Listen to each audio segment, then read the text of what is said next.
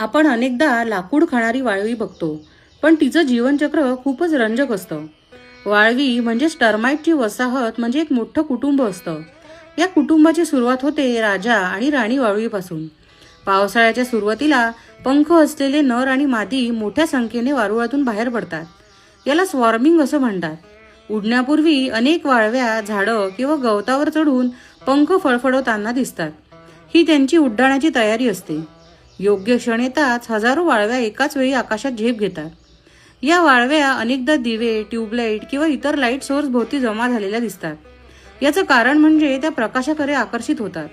नैसर्गिक परिस्थितीत त्या चंद्रप्रकाशाच्या मदतीने दिशा शोधतात, पण कृत्रिम दिवे त्यांना गोंधळात टाकतात. त्यामुळे त्या लाईटच्या भोवती घिरट्या घालताना दिसतात. योग्य जागा मिळाल्यावर ते आपले पंख गाळतात आणि जमिनीत छिद्र करून त्याच्या आत शिरतात. तिथेच नवीन वसाहत स्थापन करतात.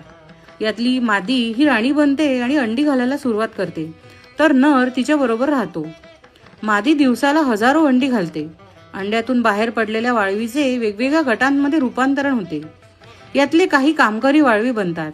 या घरटी बांधणे, अन्न गोळा करणे आणि पिल्लांची काळजी घेणे अशी कामे करतात. त्यानंतर काही सैनिक बनतात. त्यांचं काम संपूर्ण वसाहतीचं संरक्षण करणे हेच असतं. पुढे काही वाळव्या या ब्रीडिंग पेअर बनतात. त्यांनाच पंख फुटतात आणि ते नवीन वसाहती निर्माण करण्यासाठी उडून जातात.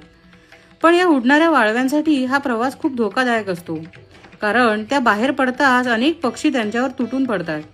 बुलबुल, सातबाई, ड्रॉंगो, मोर, सनबर्ड, ट्रिपाय, मैना यासारखे पक्षी या वाळव्या आवडीने खातात.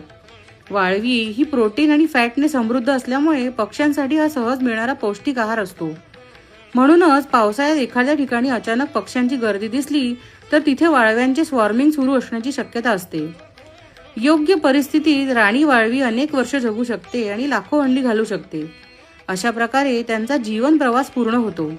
आणि पावसाळ्यात दिसणाऱ्या उडणाऱ्या या वाळव्या फक्त नवीन वसाहतींची सुरुवात करत नाही, तर पक्षी, सरडे, बेडूक आणि इतर प्राण्यांसाठी मेजवानीही ठरतात.